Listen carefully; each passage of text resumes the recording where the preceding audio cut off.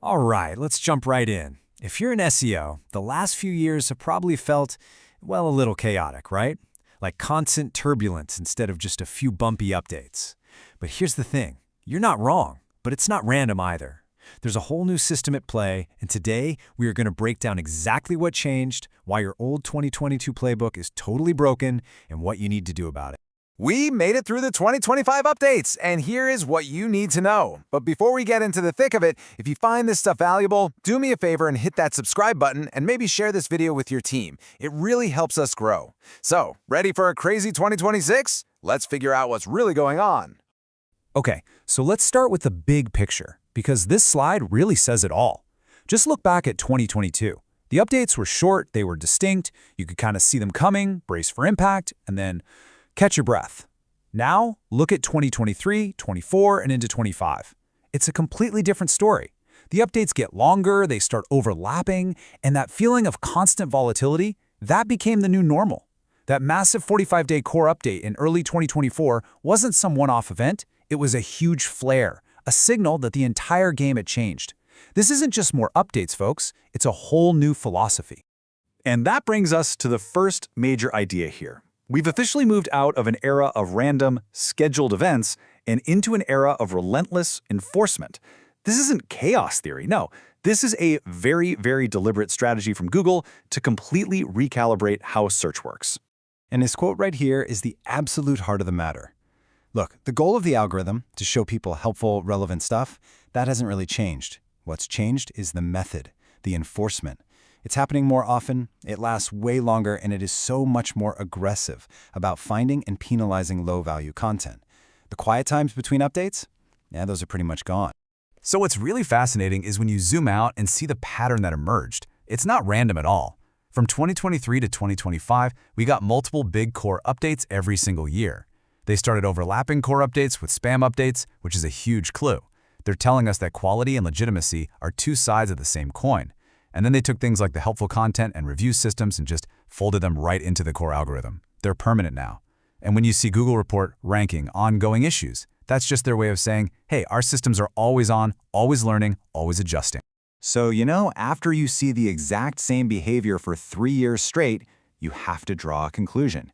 This isn't a test anymore. This is policy. This is the new normal. This constant pressure is the whole point. It's designed to reward the sites that are always focused on quality, always focused on user experience, and to push out the ones that aren't. Okay, so if the rules of the game have changed so drastically, what exactly broke? This is the money section, right here. We're going to look at the specific tactics that used to be standard practice, but are now, frankly, a liability. And I want you to be really honest with yourself as we go through this next part. Ask yourself this question. Is my strategy, the one I'm using right now, built on a foundation that just doesn't exist anymore? Let's break this down. On the left, that's the old 2022 playbook. It was a volume game, pure and simple. Publish more pages, target more keywords, get more links. But look at the reality on the right. It's not about volume, it's about value. Instead of just keyword-first content, now we need intent-first content that's also entity-aligned. That means you have to understand the user's real goal and connect your content to real-world things Google understands. And please, forget about just chasing rankings as your main KPI. The metrics that actually move the needle now are things like conversions, engagement, and genuine user satisfaction. Okay, so we've covered the what. We see what broke. But to really adapt and thrive, you have to understand why. Why did Google push this change so hard and so fast? Well, it wasn't just a random decision. They were responding to a seismic shift on the web itself. It all comes down to AI. The explosion of AI-generated content completely changed the game. The web was suddenly flooded with cheap, low-effort articles, and Google had to raise the quality floor, fast. In this new world, signals like trust and authenticity became way more important because, well, they're a lot harder to fake than just stuffing keywords onto a page. And here's the kicker. As Google was building its own AI overviews, it needed clean, authoritative, trustworthy data to train its models and to cite in its answers. In a way, it had to clean its own house to make its own products work. And this is such a critical point to understand. Google is not anti-SEO. It's anti-low-effort relevance. It isn't trying to kill the practice of optimizing for search. It's trying to kill the practice of faking relevance with cheap tricks and shortcuts. It wants real value, period. So all of this leads us to a new, evolved model for what it actually means to succeed in search today. It's a journey that moves way beyond simple optimization and into a much bigger world of user experience and real authority. I love how this slide lays it out. Think of it like a journey in 3 steps. We all started with basic SEO, just asking the question, can people find us? Then we evolved to SXO, or Search Experience Optimization, where the question became, okay, they found us, but do they have a good experience and succeed on our site? And now we're in the era of AIO, AI optimization. The big question is no longer just for users, but for machines. Is your content so clear, so structured, and so authoritative that an AI can confidently cite you as a source? And that fundamentally changes how we need to think about creating content.